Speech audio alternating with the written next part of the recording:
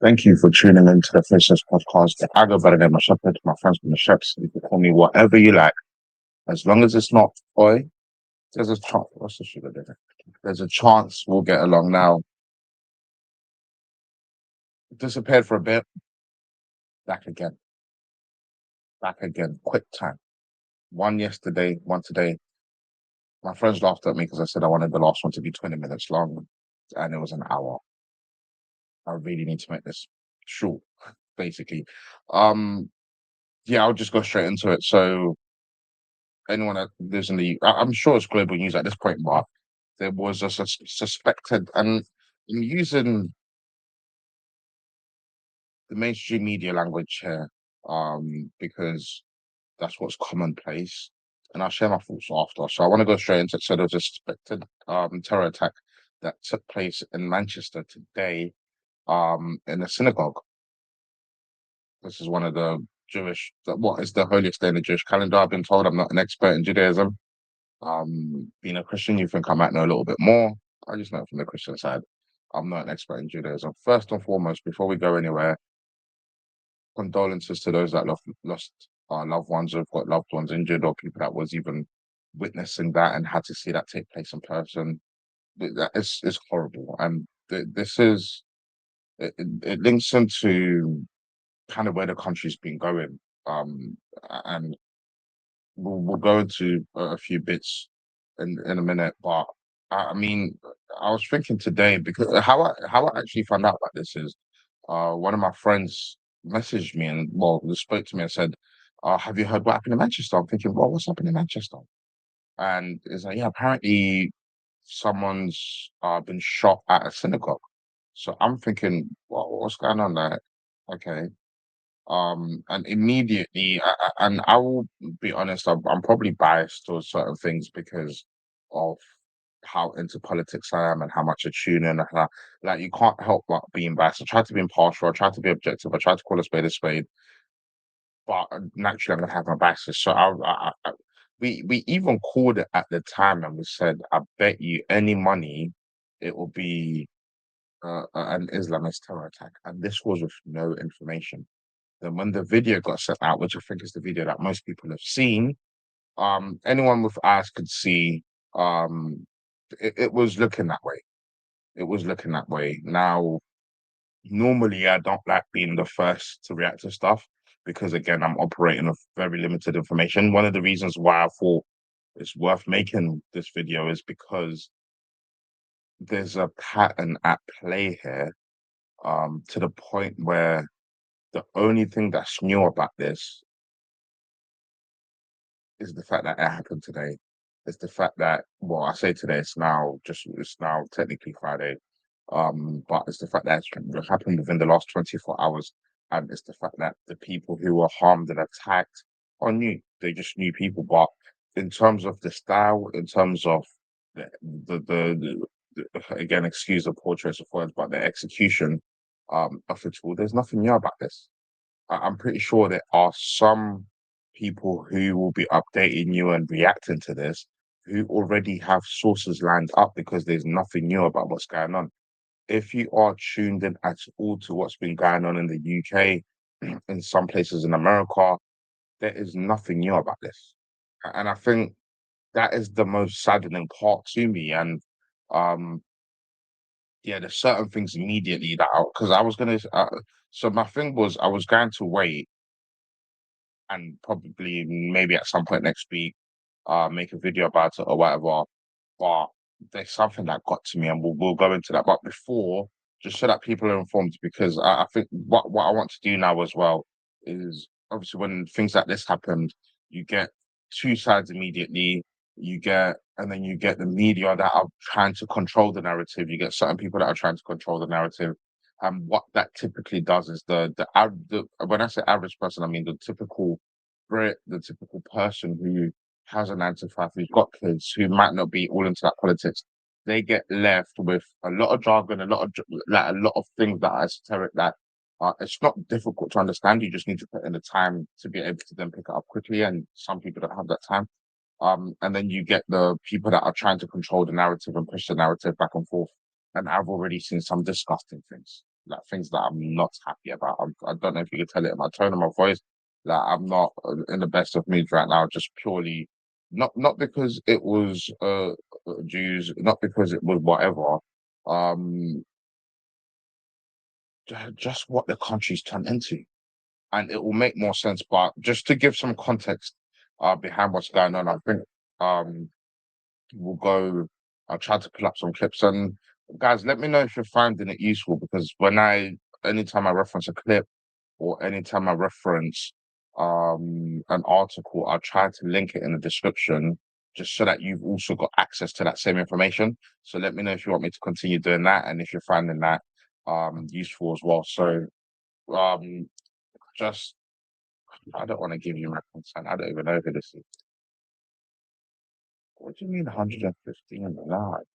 So just for those that are not aware, um I'm gonna share this quickly.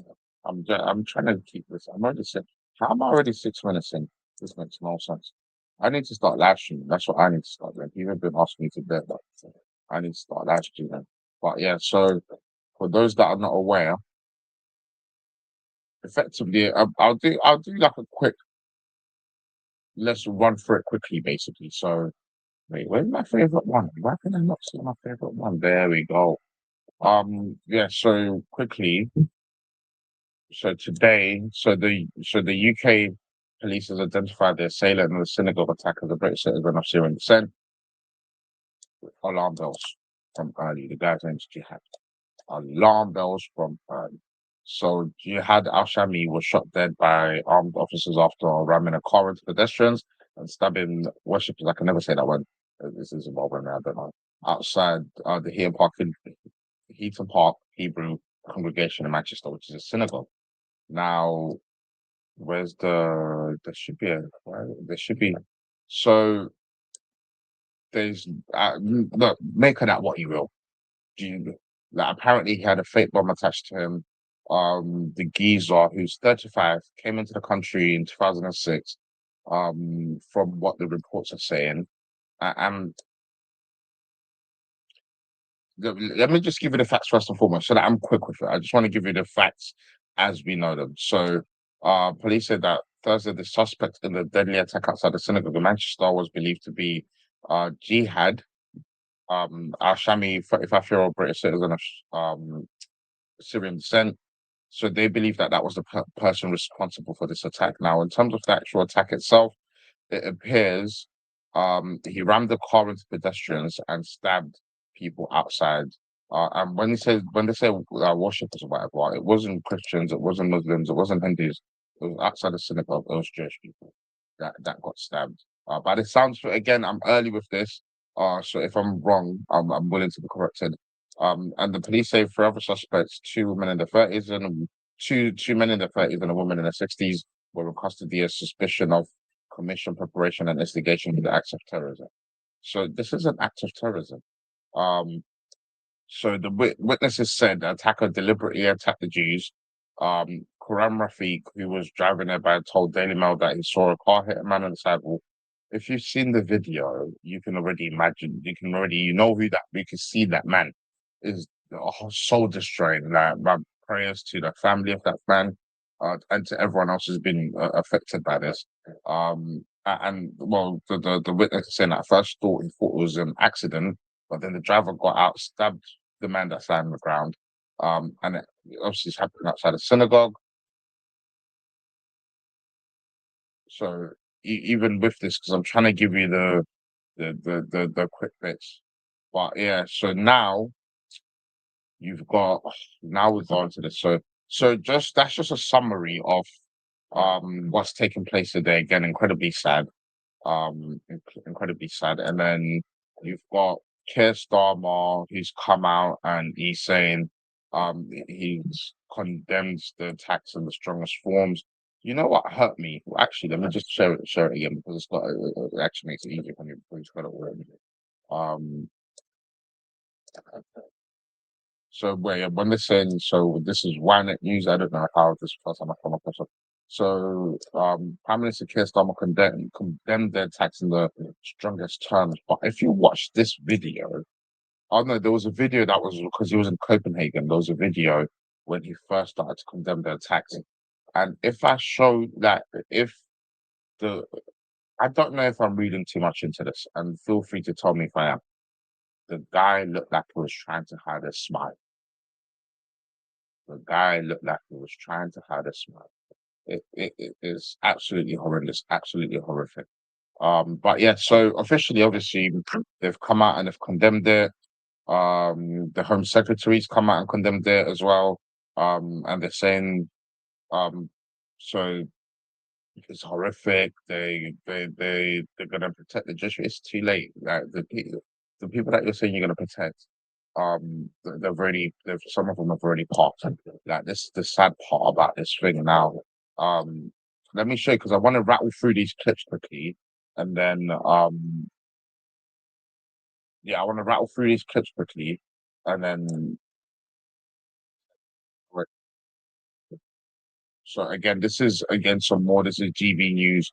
I'm just trying to see. I'm just trying to share some information, and I guess you guys might be able to see my thought process as well when this is happening. Um, when this is taking place, and see this is how I'm doing my research. So this is GB News. I'm probably one of the it's probably the best news out there at the moment as well. So terrorist attack has been named. The man who carried out the Manchester Synagogue terrorist attack has been named by Greater Manchester Police as 35-year-old Jihad Al-Shamie, a British citizen of Syrian descent. I'll read that to you again. The man who carried out the Manchester Synagogue terrorist attack. So in Jesus' name is Jihad. Just remember that. Just remember that. Let's see. What's the next one? What's the next one? So this is the little, you see that, because I'm not hiding that from you. You can see this is the thought process. Let's see. Where's the next? Because there's quite a few things here that you can see. Um, this. Let's listen to briefly, BBC. you mentioned the far right. Obviously, there's just been an increase. Briefly, you mentioned the far right. Obviously, there's. What has the far right got to do with it? I'm sorry. Why are you mentioning the far right? Why are you mentioning the far right? This is what that you see. You see when I say I was annoyed. Just been an increased temperature in political language, hasn't there, in recent days and weeks? And everyone will be very mindful of the backdrop to what we're seeing today at the moment. Yes, I mean, I have to say that the increase in language that we've seen recently linked to the far right hasn't been particularly Jewish focused, and in fact some people on the hard right in the UK are quite closely aligned with some Jewish groups. What's that got to do with what's just? What's that got? This is why I wanted to share it. Where's the other one? There's again just to the word show terrorist you, inevitably appears in coverage.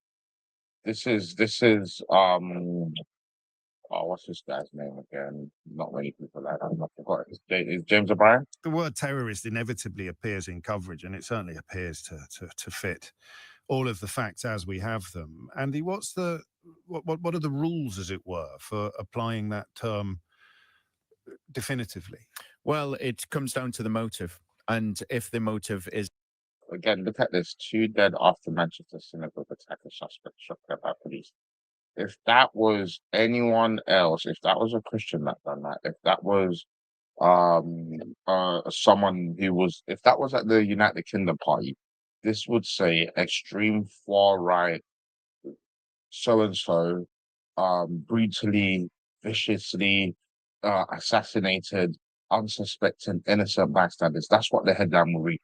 And this was my main thing behind wanting to make this video, is that start to build these patterns of noticing the difference between when they are sharing the things that they defend, because some I'm not everyone that's doing this is evil in terms of like James O'Brien or whatever. I don't know the man's heart.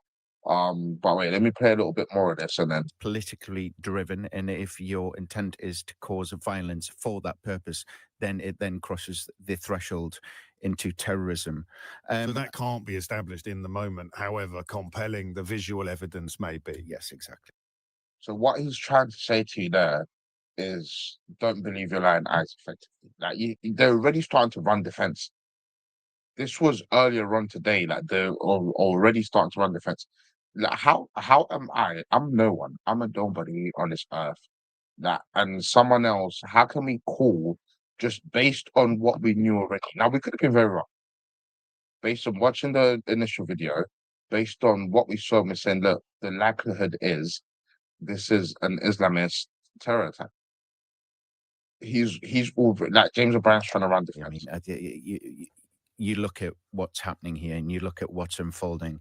It pretty much ticks every single box that you would expect of a terror attack. The word terrorist inevitably appears. And that last little sentence there, don't get me, that was Andy trying to give him a lifeline. Like, mate, what are you doing? Where's the other one as well? There's another one. Now look at this now.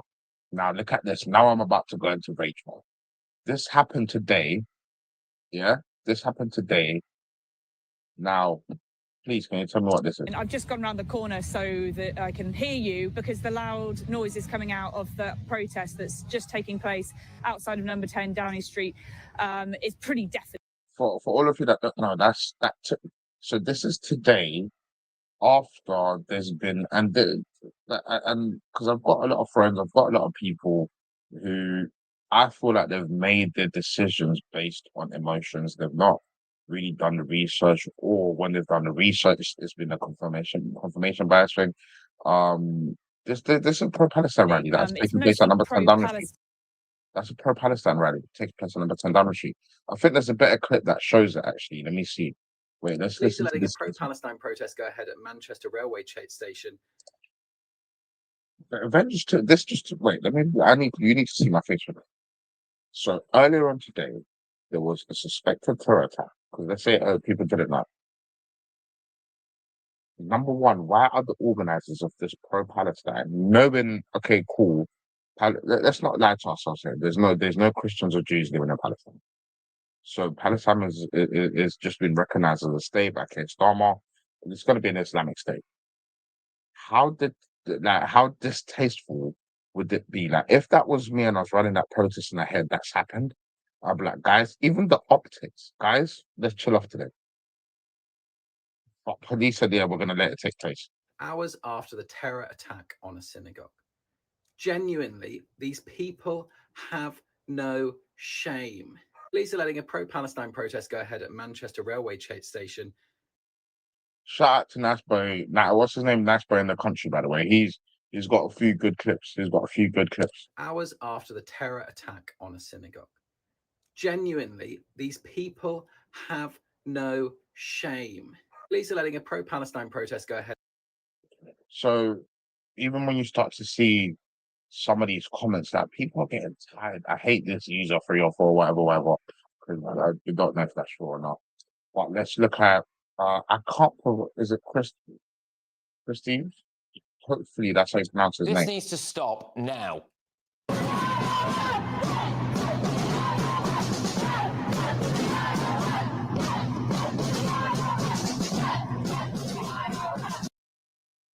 That was Leeds this evening. These people have no shame.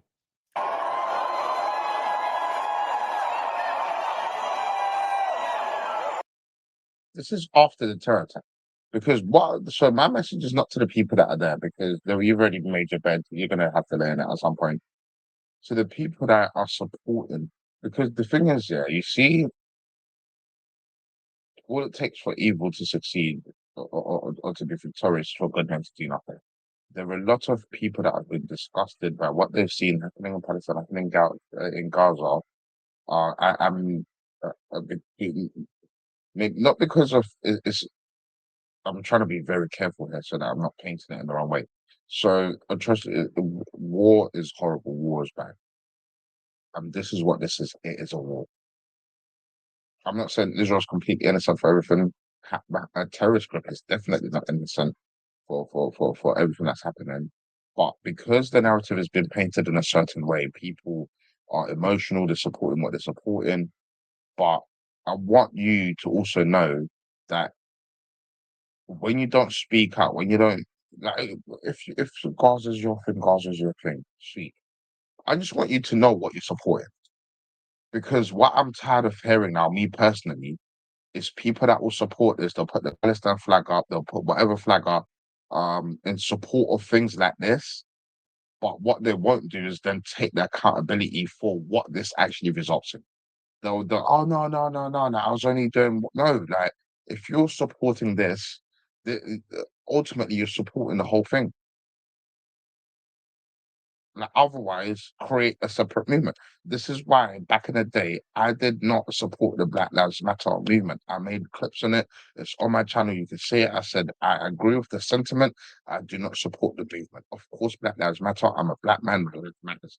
But I do not, I'm not with the movement. I said that from the outset. I made a video on it because I knew if I kept quiet about it, or if I said, "Oh yes, I support certain bits but not other bits," effectively I'm endorsing the whole thing. And we all saw how that turned out.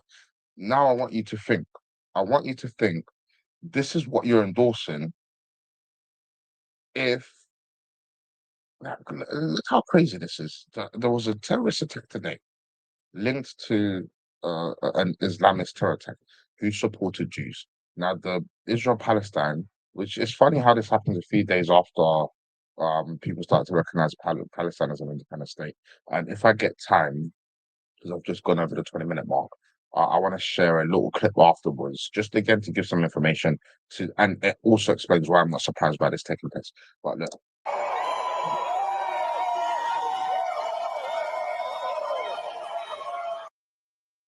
That's from Glasgow tonight. As I speak to you, there are protests that we've seen in Manchester, Leeds, London, Leicester, and Glasgow. On today of all days, it's disgusting. Armed police at Christmas markets, bollards along pavements, airport-style security at large gatherings, primary schools practicing lockdown drills. Why? Islamist terrorism. But nobody feels this more than the Jewish community in Britain. Today, this happened, and a warning, this is distressing.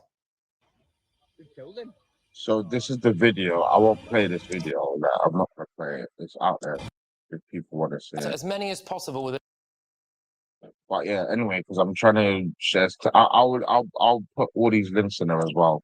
You can see. Oh yeah, let me know as well, like if anyone, because like to help my research go. Was I not sharing that? So why was I just being quiet? Was you just hearing it? I mean, it's late. Sorry, guys. But yeah. Just share it again. But yeah. So which one did I just This play? needs to This one. stop now. So just showing you, yeah. So yeah, where we are. This of all days seen Where's in the other one? This is where we are. So this is when I paused it and I was saying, look, like, this happened. so wait, I'm not. I don't What want to the play. wonderfully diverse ideology have emboldened lunatics who want to kill us. Jews from Manchester. Oh yeah, this is one of Patrick's friends' mums. Like, what I'll do anyways, I'll put this clip up. Um, because I've got. Let me know, like, so I spot that wrong. 100% slaughter me for it. That's diabolical. So just to help me with my research, sometimes I will create what they call that, the favorites and the collections.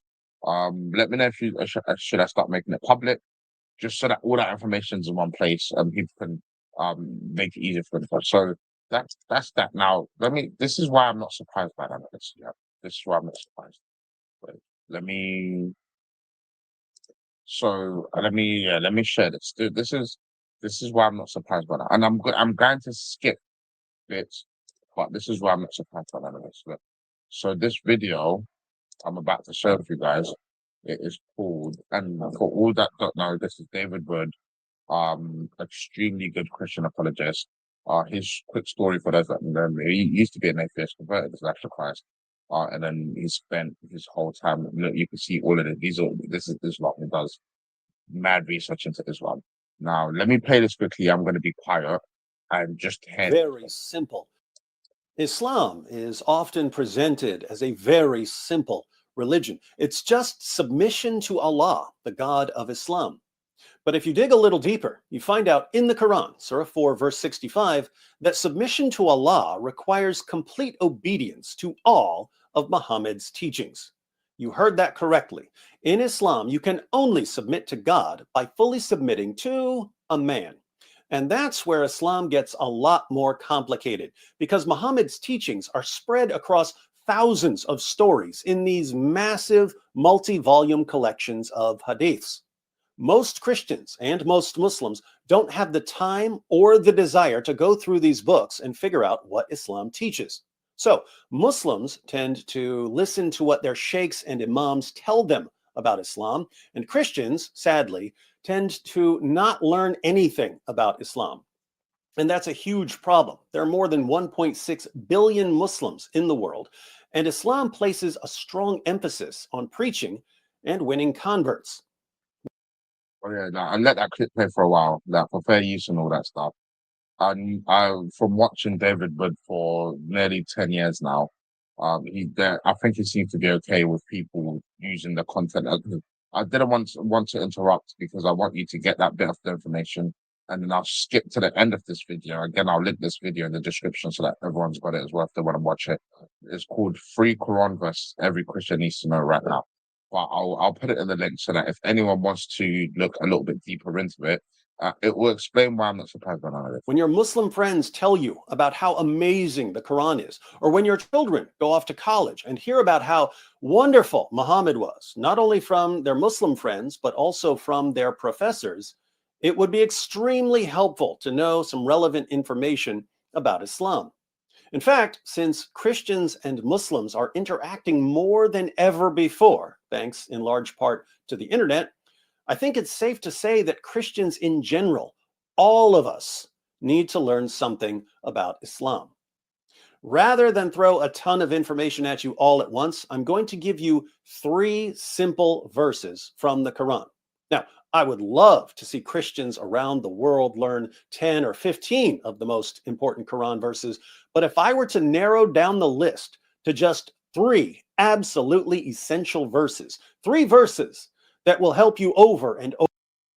Okay, so that context is important in terms of just what the purpose of this is, because I've had people tell me, "Oh no, you're listening to the wrong people. You need to listen to whatever." This person, if you see David Wood, Nabil Qureshi when he was alive, even Apostate Prophet now, inspiring philosophy, that these people do this for a living. They've been speakers corner, they've had debates, they've done all of that. So I wanted to put that intro in just so that you can see again why this is important. Now let me go to the very end of this. Wait, where is it?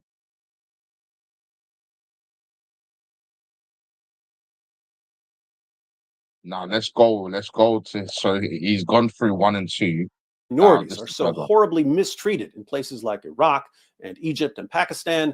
The primary reason. Let me start that again. Don't go in an advert. I don't need this in my life right now. Never understood why Christians and other religious minorities are so horribly. So I said, if you've never understood why Christians and other religious minorities are mistreated, also horribly mistreated, and then it continues. Mistreated in places like Iraq and Egypt and Pakistan. The primary reason for the oppression is found in the Quran. Allah commands his followers, once their community is strong enough, to violently subjugate Christians and Jews. Allah says in 929, "Fight those who believe not in Allah nor the last day." Notice it says, "Fight those who do not believe," and not fight in self-defense. This is a command to fight people based on their beliefs. "Fight those who believe not in Allah nor the last day, nor hold that forbidden which hath been forbidden by Allah and his messenger, nor acknowledge the religion of truth from among the people of the book." The people of the book are Jews and Christians, "until they pay the jizya with willing submission and feel themselves subdued." Jizya is tribute money that So again, that's him. So for people that are saying, "Oh no, he's just anti whatever," he's reading that straight from the Quran. You just heard the first intro, the intro. Now you're hearing this bit, and he's about to explain it a little bit more in terms of what this means. you pay to people who are superior to you in order to publicly acknowledge your inferior status. Allah commands his followers to fight Jews and Christians until we pay this tribute money to them and feel ourselves subdued.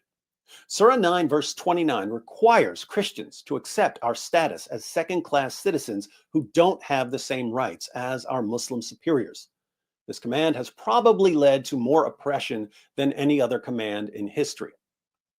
Interestingly, the very next verse of the Quran gives the reason for violently subjugating Christians.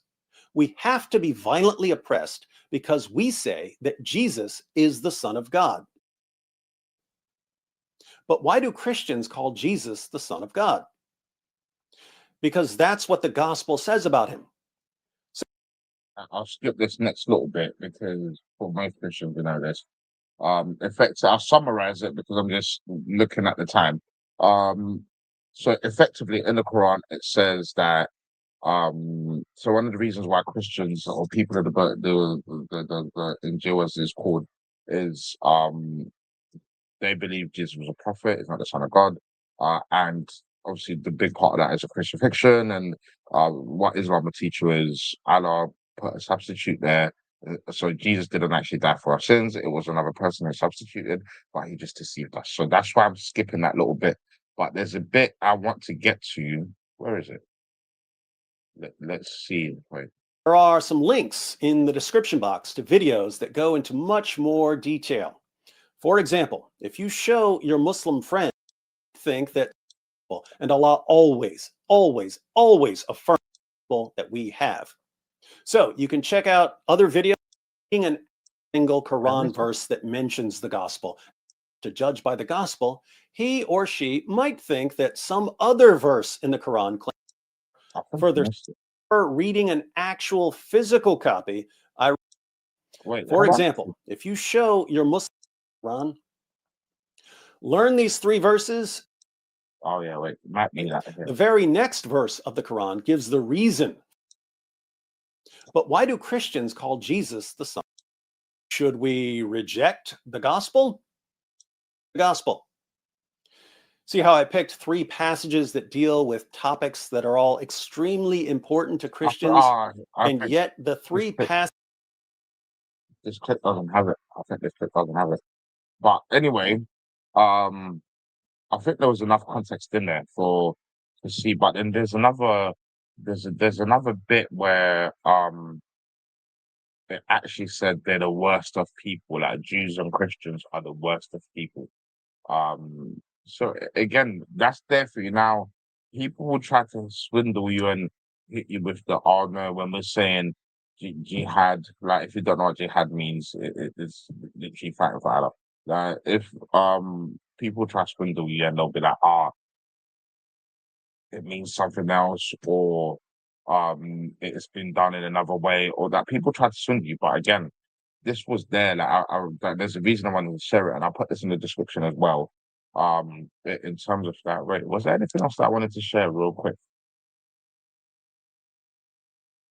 I think that might have been it because I'll keep the clip short, guys. Like because I don't think everyone's got the time. There were some tweets. Okay, so cool. Let me just wrap it up now. It's 33 minutes, and let me wrap it up quickly.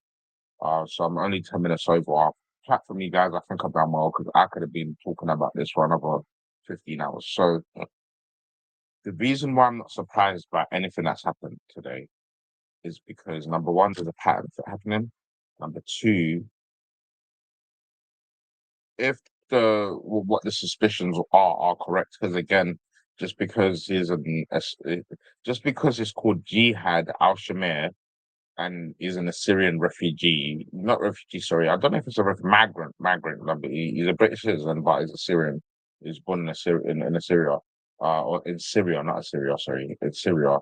Just because his name's Jihad Al-Shamie It doesn't mean he done this because he was following what the Quran says to do. Now, I think if you was to take a reasonable or an educated guess or follow the logical steps, you probably conclude it's got something to do with Islam.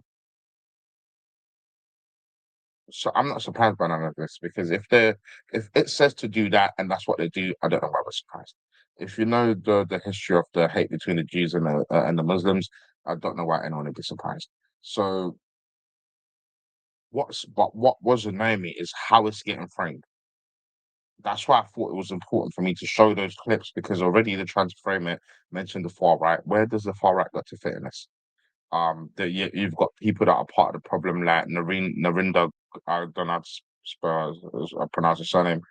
You've got Dr. Shola. Like people are already trying to politicize this, run defense. There was a statement that was put out by the Muslim Council of Britain and the Mosques of Manchester, saying they condemned the attack, but like they're now scared that people are gonna um react to them in retribution. Can I ask you a question, please? To you who's still with me 35 minutes in. When I want you to think, rack your brain. When was the last time? Let's just take in the UK, since this happened in the UK. When was the last time you heard of anything like this? A Jewish person um running people over in a mosque with a fake bomb attached to him. When was the last time you heard of that happening? When was the last time you heard of a Christian person running into a mosque, running Muslims over, stabbing people with a fake bomb? When was the last time you heard of an atheist running into a mosque with running people over, stabbing people with fake bomb attached? When was the last time you heard of a Hindu, of a Sikh, of name any other religious Zoroastrian? That when was the last time you heard of that happening in the UK? Maybe not. Okay. When was the last time you heard of that happening anywhere in the world? So this is what I'm saying. That number one, you need to be educated about what you support. Stop supporting things based on half notions because you are condoning this. Number two, please let's start to see what this narrative is. Keir Starmer don't care about Jewish people. He just doesn't. Like his earlier career, he used to defend terrorists. Sadiq Khan used to defend terrorists. Sadiq Khan has got ties to the Muslim Brotherhood. That's where the term Islamophobia comes from. People think it's some Oxford Dictionary term. No, it was coined by so a terrorist organization coined the term to get their defense. Islamophobia. That's where that comes from. That's why this term doesn't make any sense because a phobia is an irrational fear or something. Like, whereas I don't like Jewish people having to have security in their schools, having to have security in their mosques, sorry, the synagogue, sorry, um, to feel safe. That's not a phobia. That's not an irrational fear because things like this are happening. But what they will try to, this is what they will try to do. They'll try to make you think that everyone's doing this.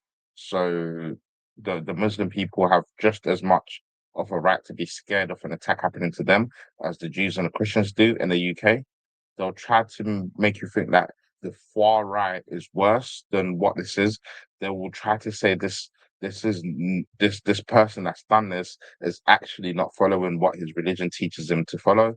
They'll try, so they're going to try to run defense like crazy for this. And funnily enough, when I was speaking to my colleague about this, I said, "Well, I bet you any money. I wish I could show you the screenshot of the video, but I don't want to that bring him into this. He's not asked to be on camera. But yeah, Ari, he knows who he is. But um, like I messaged him and I said, I bet you any money there'll be some sort of counter protest trying to run defense for this. That's why I showed you those clips earlier.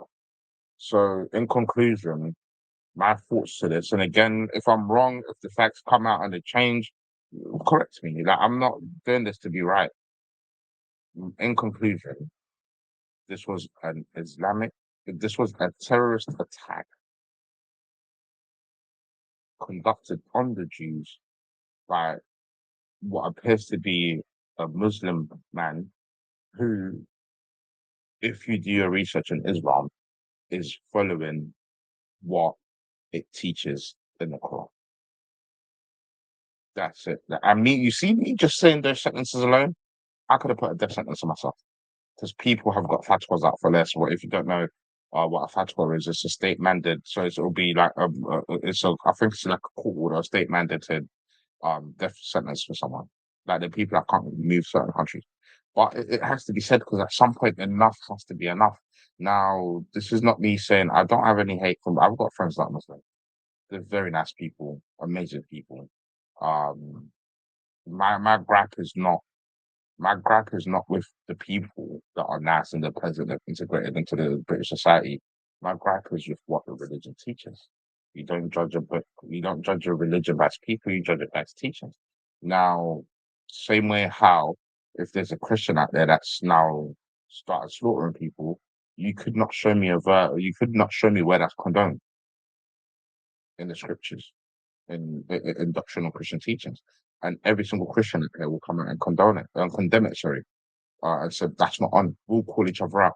Now, my question is, where is this from that side? Why is it that the pro-Palestine people still said, you know what, we know that atrocity has just happened, but F it, we're still going to do our march. We're still going to go protest. There was I think there was a clip that I could have showed you guys where I think it was the first one. The first one I showed you was the pro-Palestine people fighting police. Where's Sadiq Khan? Where's Keir Starmer to condemn that? That's not on, guys. That needs to stop. That was outside 10 Downing Street. You won't see it. Why? Because that's the side they're on. Don't listen. Like you see, people can say anything. It's their actions. Watch their actions. Because when it was Unite the Kingdom rally, and there was some disturbance with the police, they came out and put statements. We condemn those people. Da, da, da, da, da, da, da. It turns out most of those arrests were actually counter protesters. Because that's within their nature. That's what they do. I'm not surprised by a snake moving like a snake. If I see a snake slithering on the floor, I don't go, oh my days, what's happening here? I go, oh, that's what a snake does. Now, if I saw a Latin doing that, I'd be like, oh, something's a bit wrong. So my whole thoughts are now been concluded. Oh, mate, this is close to an hour already. So I'll try, guys. I'll try my best. 45 minutes. I guess this is what happens when I've got a lot to say and not a lot to have to say. But to my friends, to my family, to anyone who's watching this, please, I don't care what you believe. I honestly don't. Please know why you believe in what you believe, because this is how Britain has got to this place, and I'm a guest to Britain. I know my friends would be offended by that because they go, "No, Shepherd, you've grown up here, you've integrated into the culture, you respect the country, you're one of us." And I do feel that I was born in Zimbabwe. I'm a guest, and I say that not from a place of not belonging, but from a place of respect. I want to see this country do well. I've grown up here. So as someone who was born somewhere else, came over here, my mom, my family, they did encourage us to integrate into the culture.